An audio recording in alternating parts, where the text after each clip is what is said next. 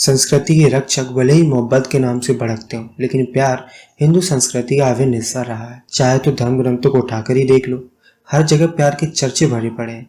खासकर धर्म ग्रंथों में तो मोहब्बत की ऐसी दास्तानें हैं जो आज तक कहीं देखने को नहीं मिलती। आज जो भी ये संगठन संस्कृति की दुआएं देकर वैलेंटाइन डे से लेकर मोहब्बत तक का विरोध करते हैं, इससे साफ हो जाता है कि उन्होंने कभी धर्म ग्रंथों को रटकर देखा ही नहीं है। हमारे धर्म ग्रंथ इस बात के साक्षी हैं कि आदर्श कहे जाने वाले देवी देवता उनके जीवन में मोहब्बत का रंग सर चढ़कर बोलते रहा है। मर्यादा पुरुषोत्तम कहे जाने वाले राम हो या लीलाधर कृष्ण से लेकर पार्वती और सीता तक सबके दिल जख्मी होते रहे। सबसे पहले हम बात करेंगे सम्राट दुष्यंत और शकुंतला के बारे में। महाभारत के अलावा इस दास्तान मोहब्बत पर कालिदास ने अभिज्ञान शकुंतलम के रूप में अद्वितीय नाटक की रचना की। शकुंतला कण्व ऋषि के आश्रम में रहती है, जहाँ दुष्यंत शिकार खेलते हुए पहुंच जाते हैं। वहीं दोनों की आंखें चार हो जाती हैं और वे एक दूसरे के हो जाते हैं। ऋषि कण्व उन दिनों कुछ काम से आश्रम से बाहर गए हुए थे। दुष्यंत और शकुंतला उनके आने का इंतजार नहीं कर पाते और एकांत में ही एक दूसरे को पति पत्नी का दर्जा दे देते हैं। उनके बीच वहीं शारीरिक संबंध भी बन जाता है, जिससे शकुंतला गर्भवती हो जाती है। शुक्र है कि उस जमाने में शिवसेना या फिर बजरंग दल संगठन नहीं थे, नहीं तो भरत चक्रवर्ती सम्राट अशोक के बजाय नाजायज औलाद और शकुंतला उल्टा कहला रही होती। शिवसेना के शिवजी की पार्वती से शादी भी अरेंज मैरिज नहीं हुई थी। पार्वती के घरवाले शादी से पूरी तरह खिलाफ थे, लेकिन पार्वती ने जिद करके शंकर से ही शादी की। यहाँ तक कि शंकर को मनाने के लिए पार्वती ने बरसों तपस्या भी की। आमतौर पर माना जाता है कि हिंदू स्त्रियां प्रेम के मामले में संकोची होती, लेकिन पार्वती इस धारणा की बिल्कुल विपरीत है। उन्होंने शंकर से प्यार किया और डंके की चोट पर ऐलान भी किया और शंकर को शादी के लिए तैयार भी किया। मोहब्बत की जंजीर से तो मर्यादा पुरुषोत्तम कहे जाने वाले राम भी नहीं बच पाए थे। इसकी गवाही वाल्मीकि रामायण, अध्यात्म रामायण, रामचरितमानस ये सभी देते हैं। राम व सीता स्वयंवर से पहले पुष्प वाटिका में ही एक दूसरे को अपना दिल दे चुके थे। ये लव एट फर्स्ट साइट का अद्भुत उदाहरण है।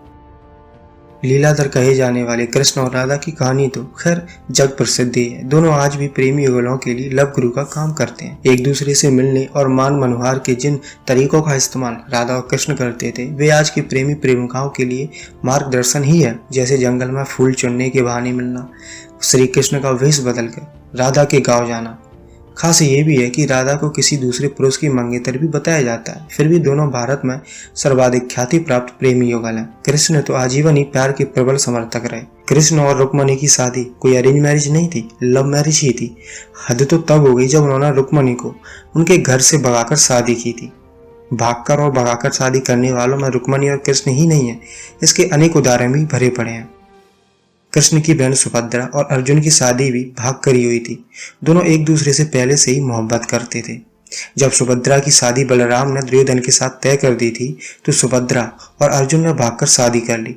इसमें कृष्ण ने भी साथ दिया था। इसके अलावा परमवीर राजा पृथ्वीराज चौहान ने भी संयोगता को भगाकर ही उनसे शादी की। दोनों एक दूसरे से पहले से ही प्यार करते थे। गजब तो ये है कि रुक्मणी, सुभद्रा और संयोगता तीनों शादी तय होने के बाद ही भागती हैं।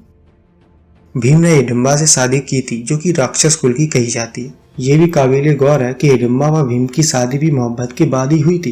हिडिंबा भीम को देखते ही भीम को अपना दिल दे बैठी। बाद में शादी का प्रस्ताव भी हिडिंबा ही नहीं दिया था। लड़की द्वारा मोहब्बत का इजहार करने का हिडिंबा इकलौता उदाहरण नहीं है, रुक्मणी भी इसी कतार में आती है। कृष्ण के पास उसी ने पहले प्रेम पत्र भेजकर अपने प्यार का इजहार किया था। मोहब्बत का सबसे अद्भुत और बेमिसाल कारनामा किया था कृष्ण के पौत्र अनिरुद्ध की प्रेम का उसाना। ये बाणासुर की पुत्री थी। इसने तो बकायदा अनिरुद्ध को सोती हुई अवस्था में ही उनके घर से किडनैप करवा लिया था। आधुनिक काल की तरह उस समय भी दोनों खानदानों में काफी लड़ाई झगड़े के बाद सुलह भी हुई और फिर शादी भी कर दी गई। हिंदू धर्म में देवताओं का शरीर भी मानव जैसा ही बताया गया है, लेकिन वे मानव और देव योनि से इतर जाकर प्रेम करते पाए गए। जैसे हनुमान के पिता केसरी नाम के बानर से। स्वाभाविक सी बात है कि उनकी पत्नी अंजनी बानरी होगी। उसी शादीशुदा अंजनी पर पवन देव का दिल आ जाता है और उसके बाद जो हुआ उससे हनुमान का जन्म हुआ। हनुमान चालीसा में भी हनुमान को दोनों पिताओं का पुत्र बताया गया है, पवन सुत्र और केसरी नंदन। हनुमान का जन्म कैसे होता है इसके बारे में अलग ही डेडिकेट वीडियो बना चुका हूँ, लिंक मैं डिस्क्रिप्शन में दे दूंगा, आप जरूर देखिएगा। इन सभी बातों से स्पष्ट हो जाता है कि सारे हिंदू धर्म ग्रंथ मोहब्बत और प्रेम विवाह के प्रबल समर्थक है। आज जब भी कोई संगठन संस्कृति और धर्म की दुहाई देकर प्रेम का विरोध करता है, तो उसकी बुद्धि पर तरस ही खाया जा सकता है। अगर आज कोई हिंदू किसी मुसलमान या ईसाई परिवार में शादी करता है तो तूफान खड़ा हो जाता है, जबकि यहाँ कई शादियां देश के अंदर अलग अलग धर्म वालों से और देश के बाहर वालों से होती रही हैं, पर कोई इस पर नहीं बोलेगा क्योंकि ये उनके भाई बहन बन जाते हैं। भावना आहत तब होती है जब कोई निम्न वर्गीय आपस में रिश्ता बनाना चाहते हैं और समाज को बताना चाहते हैं कि हम सब एक हैं, पर उन्हें दंड दिया जाता है, उन्हें मार दिया भी जाता है क्योंकि वे नीचे जाति के हैं। बेहतर होगा कि पहले अपने धर्म और अपने धार्मिक ग्रंथ और अपनी संस्कृति को अच्छे से जान लें, फिर बाद में उसकी बात की जाए। अपने आदर्शों पर सवाल उठाओ या फिर ये रबड़ी रोना बंद करो।